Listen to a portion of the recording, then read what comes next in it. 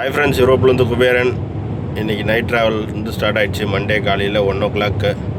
இன்றைக்கி பார்த்திங்கன்னா ஃப்ரான்ஸ்லேருந்து Belgium cross பண்ணி நெதர்லாண்ட் போயிட்டுருக்குறோம். ஃபஸ்ட்டு டியூட்டி வந்து தர்மகாசி அண்ணன் டியூட்டி. அதுக்கு அடுத்த டியூட்டி என்னோடய டியூட்டி. ஃபஸ்ட்டு டியூட்டியில் போயிட்டு அவர் அன்லோடு பண்ணிவிட்டு அடுத்த டியூட்டி சேஞ்ச் பண்ணிவிட்டு நான் வந்து நெக்ஸ்ட் லோடிங்க்கு வண்டி எடுத்துகிட்டு போனோம். இந்த நைட் டைமில் பார்த்திங்கன்னா வண்டிகளே இருக்காது சுத்தமாக. இங்கே டபுள் டிரைவராக ஓட்டுறதுனால இன்றைக்கி வந்து சிங்கிள் டிரைவர் கான்செப்ட் தான் ஓட்டிகிட்ருக்குறோம். ஆனால் வந்து டபுள் டிரைவராக இருக்கிறதுனால வண்டியில் வந்து 18 மணி நேரம் ஓட்டணும். மண்டே மார்னிங் வந்து எவ்வளோ சீக்கிரம் வண்டியை எடுக்கிறோமோ மண்டே ஈவினிங் வந்து அவ்வளோ சீக்கிரம் வண்டி நிறுத்திக்கலாம். அந்த வாரம் ஃபுல்லாக அதே மாதிரி கண்டினியூ ஆகும் நம்மளுக்கு. இன்றைக்கி வந்து விடிய காலையில் 1 மணிக்கு வண்டி எடுத்தோம்னா டபுள் டிரைவர் ஓட்டும்போது பார்த்திங்கன்னா 21 hours வந்து நம்மளுக்கு other work plus driving time வரும். 18 மணி நேரம் டிரைவிங் டைமு, 3 மணி நேரம் லோடிங் வர அதர் ஒர்க் வரும்.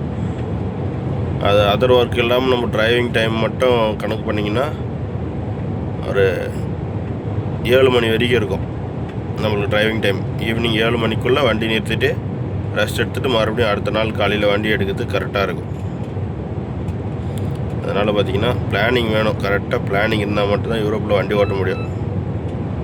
எந்த டைமில் வண்டி எடுக்கணும், எந்த டைமில் வண்டி நிறுத்தணும், கரெக்டாக கம்பெனிக்கு வந்து எந்த டைமுக்கு முன்னாடி நம்ம ரீச் ஆகணும். அங்கே என்ட்ரி டைம்னு ஒன்று கொடுத்துருப்பாங்க, லோடிங் கம்பெனி அன்லோடிங் கம்பெனிக்கு. அந்த என்ட்ரி டைம்னால் அரை மணி நேரத்துக்கு முன்னாடி அங்கே ரீச் ஆகிடணும். அதுக்கு ஏற்ற கரெக்டாக வந்து பிளானிங் இருந்தால் மட்டும்தான் இங்கே வந்து எந்த ஒன்று ஃபைனும் வாங்காமல் நம்ம வந்து வண்டியை ஓட்டி வர சம்பளத்தை வீட்டுக்கு அனுப்ப முடியும். இல்லைன்னா பிளானிங் இல்லாமல் நம்ம ஊரில் வண்டி ஓட்டுற மாதிரி நினச்ச இடத்துல நிறுத்திக்கணும், நினச்ச இடத்துல எடுத்துன்னு நினச்ச நேரத்தில் எடுத்துன்னு ஓட்டின்னு இருந்தோம்னா வயலேஷன் அதிகமாக கிடைக்கும்.